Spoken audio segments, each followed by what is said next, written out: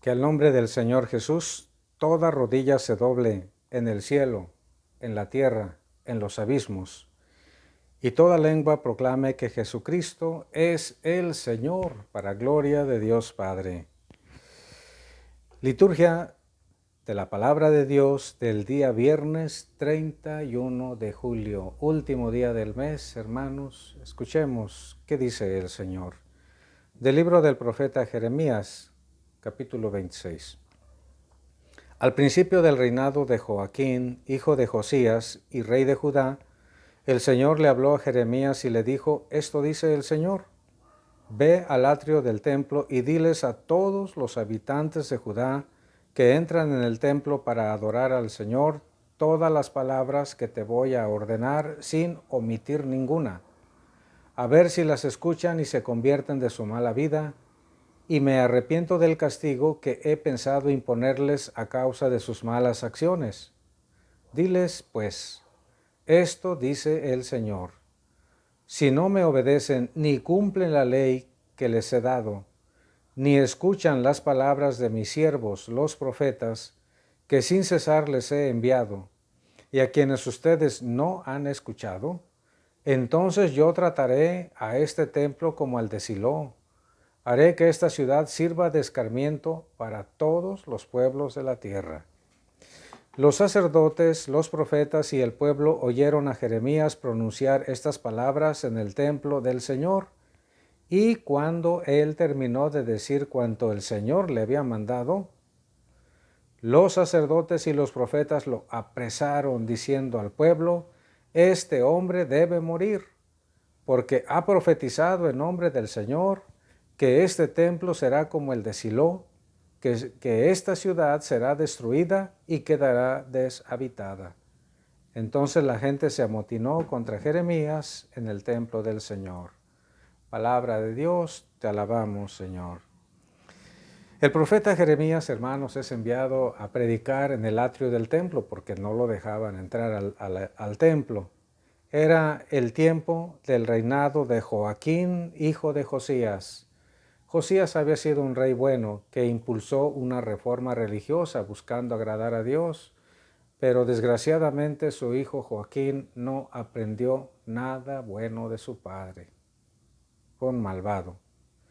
Entonces va el Señor a ordenar a su siervo Jeremías que vaya al atrio del templo para que hable cuanto él le va a ordenar a la gente, sin omitir ninguna palabra. Es decir, el profeta tiene como misión siempre anunciar tal cual Dios se lo ordena, sin quitar y sin agregar nada a lo que el Señor le manda.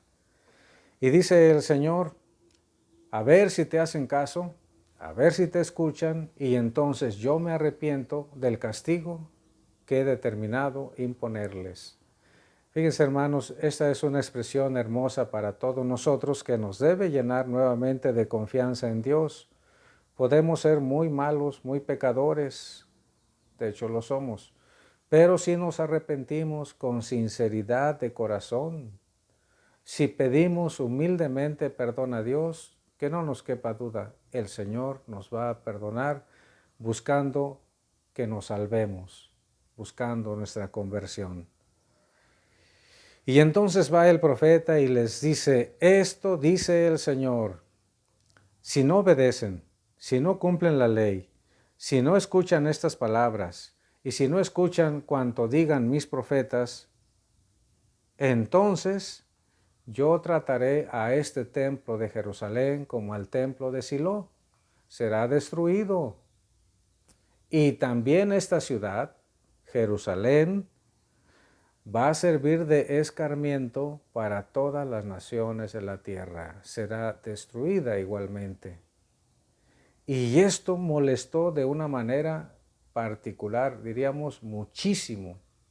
Exasperó y enojó, que se desató la ira de los sacerdotes y de los falsos profetas que estaban ahí reunidos escuchando al verdadero profeta de Dios, que era Jeremías.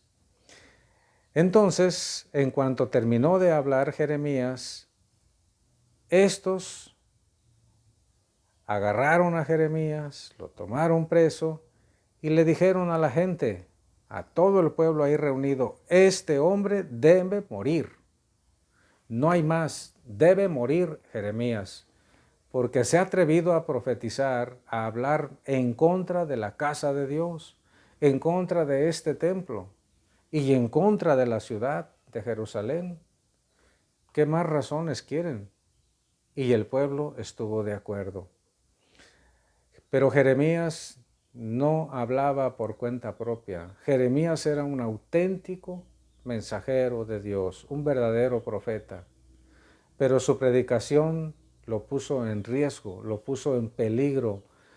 Lo maldijeron, hablaron lo que quisieron contra él, se amotinó la gente azuzada por sus cabecillas, los sacerdotes y los falsos profetas. Por eso, hermano, nosotros debemos tener cuidado de no participar nunca en una turba enardecida que no razona, que no piensa y que no mide consecuencias. A causa de la turba enardecida, muchas personas o en estas circunstancias, los mismos profetas sufrieron, algunos de ellos, una muerte violenta. Cuidado pues, hermanos, las cosas se tienen que razonar. Pero cuando alguien nos llame la atención en el nombre de Dios, en lugar de enojarnos y de buscar venganza, ¿qué debemos hacer? ¿Qué piensan ustedes? Agradecer. Como dice la misma Sagrada Escritura, el sabio cuando es corregido, lo agradece de corazón. En cambio, el torpe, el necio, cuando es corregido, se enoja y busca hacerle daño inmediato a quien busca corregirle. No se olviden, hermanos, de darle like al video, pulsar la campanita y compartirlo con todos sus familiares y amigos. Y también, si quieren que pida por alguien en la misa, anótenme su nombre en los comentarios lo más pronto que puedan para que pueda darme tiempo también a tomar los nombres. Escuchemos el Santo Evangelio. Del Santo Evangelio según San Mateo. Gloria a ti, Señor. En aquel tiempo Jesús llegó a su tierra. Se puso a enseñar a la gente en la sinagoga, de tal forma que todos estaban asombrados y se preguntaban, ¿de dónde ha sacado esa sabiduría y esos poderes milagrosos? ¿Acaso no es este el hijo del carpintero? ¿No se llama María su madre y no son sus hermanos Santiago, José, Simón y Judas? ¿Qué no viven entre nosotros todas sus hermanas? ¿De dónde pues ha sacado todas estas cosas? Y se negaban a creer en él. Entonces Jesús les dijo, un profeta no es despreciado más que en su patria y en su casa. Y no hizo muchos milagros allí por la incredulidad de ellos. Palabra del Señor, gloria a ti, Señor Jesús. En aquel tiempo Jesús llegó a su tierra, a Nazaret. No es que allí hubiera nacido, nació en Belén, pero creció en Nazaret. Y fue a la sinagoga, como era costumbre suya, hacerlo los sábados. Y se puso a enseñar de tal manera que todos los asistentes a la sinagoga estaban asombrados, estupefactos, maravillados y decían, ¿de dónde ha sacado este hombre toda esa sabiduría? Habla como nadie lo hace, como nunca alguien lo ha hecho. Por mucho habla mejor que aquí nuestros maestros en las cosas de Dios en la sinagoga. Es algo excepcional. Pero no solamente eso, ¿y de dónde sacó poder para hacer milagros? Eso nadie lo puede hacer, nadie, pero Él los hace. ¿Cómo le hizo? ¿De dónde le vino el poder? Pero luego, hermanos, equivocadamente juzgando, dijeron, ¿qué acaso no es el hijo de José el carpintero y no es acaso María su madre? Gente pobre, gente humilde, gente sin renombre. ¿De dónde pues entonces ¿Qué acaso no están aquí sus hermanos Santiago, José, Judas y Simón? ¿No están aquí todas sus hermanas? Los hermanos, no lo olviden, los hermanos mencionados en este capítulo 13 de San Mateo al finalizar, no son hermanos carnales de nuestro Señor Jesucristo, no son hijos carnales de San José y de la Virgen María. Los mismos evangelios se encargan de aclararnos. Los dos primeros, Santiago y José, nos dice San Juan en el capítulo 19, verso 25, eran hijos de María y Cleofás. Ahí dice María, estaba allí, una de las Marías cerca de la cruz de Cristo, era esta María la esposa de Cleofás, porque ahí estaba María Magdalena, estaba Salomé, estaba la Virgen María. Y San Marcos en el capítulo 15, verso 40, nos aclara que esta María, esposa de Cleofás, era la mamá de Santiago y de José, los dos mencionados aquí. Simón, se trata de Simón el Cananeo, uno de los 12 apóstoles, nacido allí cerquita de Nazaret, en Caná de Galilea. Es una población cercana a Nazaret. Y Judas, se trata de Judas Tadeo, San Judas Tadeo. Entonces, de estos 4 mencionados, 3 eran apóstoles. Santiago es el menor, Simón el Cananeo y Judas Tadeo. ¿Y no viven aquí todas nuestras hermanas? Es una mala interpretación decir que todos estos mencionados en el capítulo 13 de San Mateo eran hijos carnales de San José y la Virgen María. No es cierto, nunca se habla que fueran hijos de ellos. Se dice hermanos de Jesús, hermanas de Jesús, lo que equivale a decir sus familiares, sus parientes. ¿De dónde pues le ha sacado todas estas cosas? ¿Y qué pasó? Se negaron a creer en él.